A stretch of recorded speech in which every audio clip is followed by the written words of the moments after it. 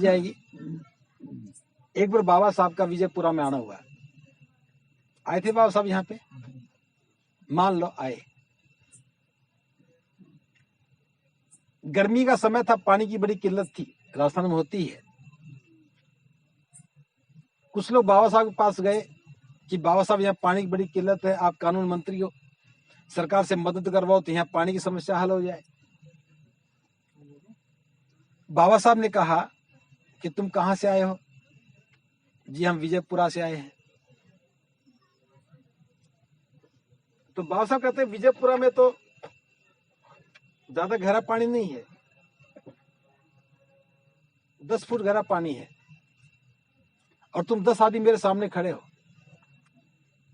अगर सारे मिलकर के 1-1 फुट जगह खोदोगे तो पानी आ जाएगा और तुम्हारी समस्या हल हो जाएगी। इतने से काम के लिए सरकार की तरफ क्यों मुंह देख रहे हो?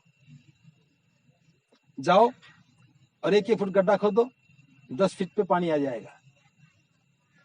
अब सारे समझदार थे, पढ़े लिखे थे, चले आए। आते थे रास्ते में योजना बन गई।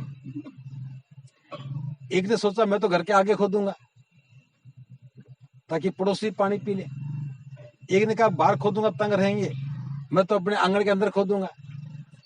एक ने कहा मैं तो गेट के बाईं ओर खोदूंगा, कोई दाईं ओर, कोई गेट के अंदर खोदूंगा। सबने अपनी अपनी योजना बनाई और लेके फावड़ा लग गए, 1-1 फीट गड्ढा खोद लिया।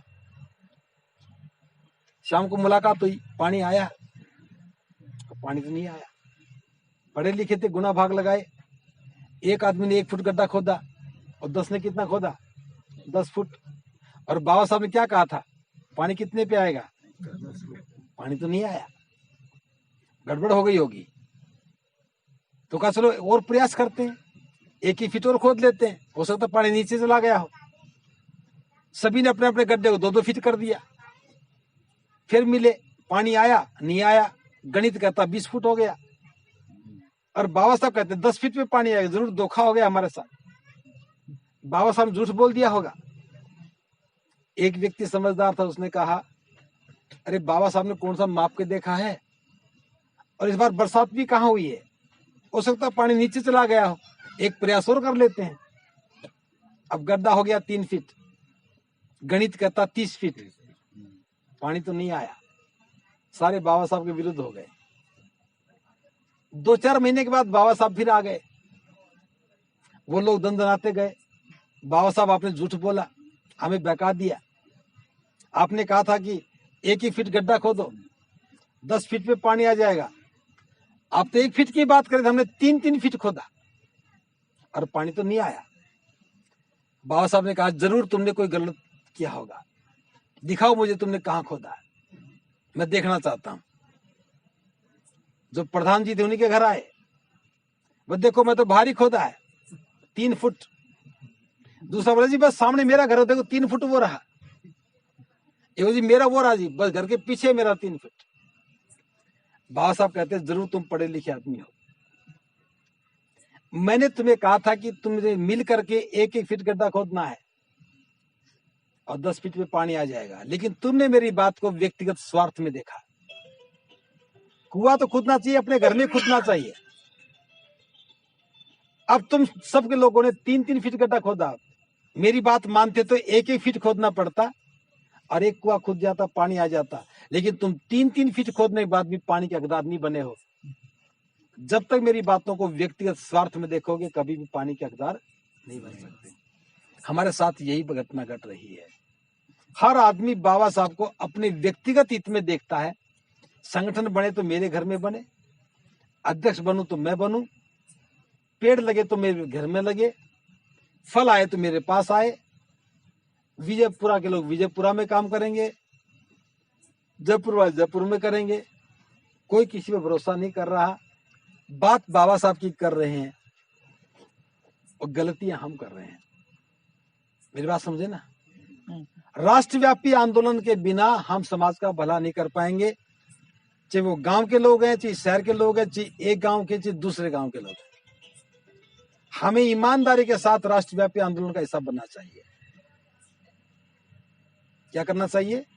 राष्ट्रव्यापी आंदोलन का हिस्सा बनना चाहिए। जो हमारे पास साधन संसाधन हैं उनको एक साथ लगा करके काम को आगे बढ़ाना चाहिए। एक छोटा सा उदाहरण दे रहा हूं। आपके पास 100 रुपया खर्च करने के लिए है, आपने 10 जगह 10-10 रुपया खर्च कर दिया। दूसरे आदमी के पास भी 100 रुपया है, उसने भी 10 जगह खर्च कर दिया। जो सामान लेके आना है उसकी कीमत 1000 रुपया है। क्या हम कभी खरीद सकते हैं उसे? नहीं खरीद सकते। हम अपनी पूंजी को बखेर रहे हैं। हम 14 अप्रैल को ऐसे जयंती मनाने की बजाय एक योजनाबद्ध तरीके से मनाए तो हर साल एक स्कूल खड़ा कर दें, हर साल एक कॉलेज खड़ा कर दें। योजनाबद्ध तरीके से काम करें तो हर साल लाखों लोगों को भी हम एजुकेट कर दें। नहीं कर सकते क्या? अगर योजना बना के काम करें तो लाखों लोगों का हम भला कर सकते हैं।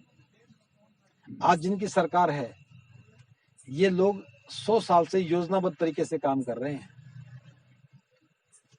70 साल तो हमें मिले हैं, लेकिन 70 साल में हमने कोई योजना नहीं बनाई, एक साथ बैठे नहीं, एक नेतृत्व स्वीकार किया नहीं, एक संगठन में बंधे नहीं, एक योजना पे काम किया नहीं।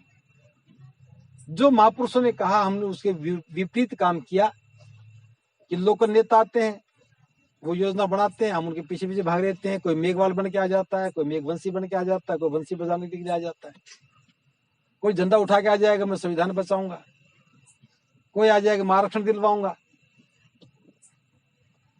ऐसे कैसे संविधान बचेगा? मान लो 2 आदमी आ जाए झंडा लेकर के हम संविधान बचाएंगे, बचा देंगे क्या? 4 आदमी आ जाए हम आरक्षण बचाएं, बचा देंगे क्या? अगर संविधान बचाना है तो ना तो मोटरसाइकिल पर चलने से बचेगा, ना साइकिल पे चलने से बचेगा। संविधान बचेगा राजनीतिक आंदोलन से। मेरी बात समझ रहे हो? राजनीतिक आंदोलन खड़ा होगा, राजनीतिक ताकत बनेगी, तब सरकार घबराती है।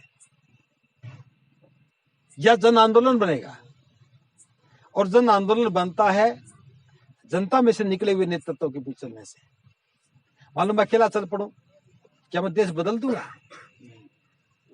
ताकत से बदलता है, और ताकत हमेशा धर्म के साथ आती है। और बाबा साहब ने लिखा है, भारत के इतिहास में इस बात का चित्रण है कि धर्म जो है वो सत्ता का स्रोत है। सारी सत्ताएं धर्म से निकलती हैं। हमारा धर्म कौन सा है? हिंदू। सत्ता मिल गई ना। अब जो हिंदू थे उनको सत्ता मिल गई। अगर हमारा धर्म बौद्ध होता तो सत्ता किनके हाथ में होती? बौद्धों के हाथ में होती। इस्लाम मजबूत है तो सत्ता किनके हाथ में जाएगी? इस्लाम के हाथ में जाएगी। आप कितना भी जोर लगाए जाओ, इस व्यवस्था में रहते हुए आपके हाथ में सत्ता नहीं आ सकती। आप मंत्री बन सकते हो, एमएलए बन सकते हो, एमपी बन सकते हो, लेकिन सत्ता नहीं आ सकती। आज भी जो हमारे एमपी एमएलए बैठे हैं, क्या बोलते हैं कभी? 113 सांसद होने के बावजूद भी एक भी कानून को प्रभावित नहीं कर पा रहे जो हमारे खिलाफ चल रहा है। क्योंकि उस व्यवस्था के गुलाम है तो उस व्यवस्था में ही मर जाएंगे। इसलिए ज्यादा बात ना करते हुए मैं सिर्फ इतना बात कर रहा हूं, जो नौजवान मेरी बात को समझ पा रहे हैं, जो बुजुर्ग मेरी बात को समझ पा रहे हैं, अपनी सीमाओं से बाहर निकलो।